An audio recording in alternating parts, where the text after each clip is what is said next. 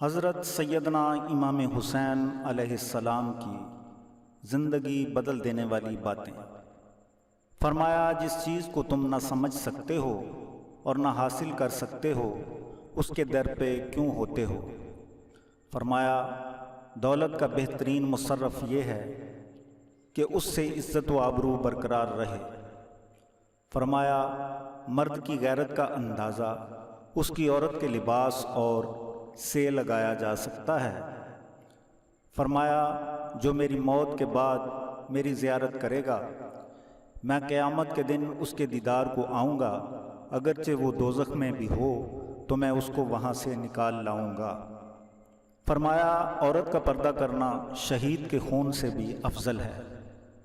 فرمایا، جس کا اللہ کے سوا کوئی مددگار نہ ہو اس پر ظلم مت کرنا۔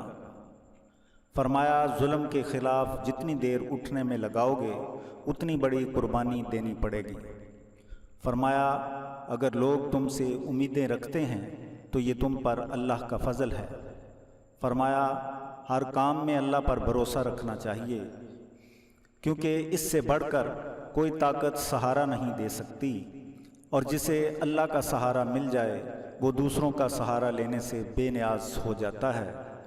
فرمایا، تمام کام اللہ کے ہاتھ میں ہیں، اگر وہ چاہے تو تمہیں عذاب میں مبتلا کر دے اور اگر چاہے تو درگزر فرمائے، اس کی قدرت اور اختیار میں کسی کا دخل نہیں۔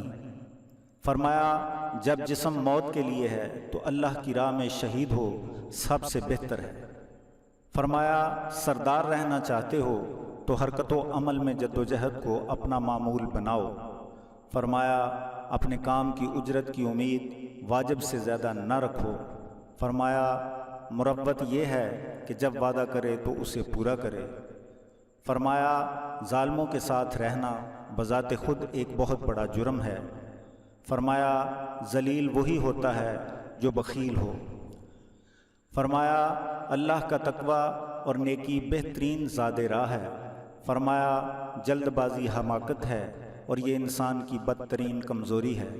فرمایا، جو کوئی اپنے مذہب کو قیاس کے ترازو میں تولتا ہے وہ ہمیشہ شک و شبہات میں پڑا رہتا ہے۔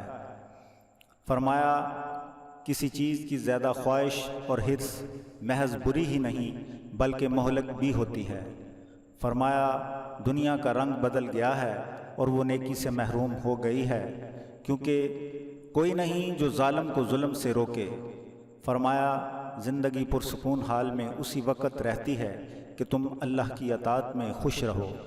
فرمایا، عظمت و بزرگی کے حصول کا بہترین ذریعہ جود و سخا اور نیک اعمال ہیں۔ فرمایا، اگر معاشرہ کے لوگ تیرے جسم کے ٹکڑے بھی کر دیں تو تب بھی ان کی طرف مائل نہ ہو۔ فرمایا، جب تمہیں یقین ہے کہ اللہ تمہارے ساتھ ہے تو تمہیں کوئی فرق نہیں پڑتا کہ کون تمہارا مخالف ہے۔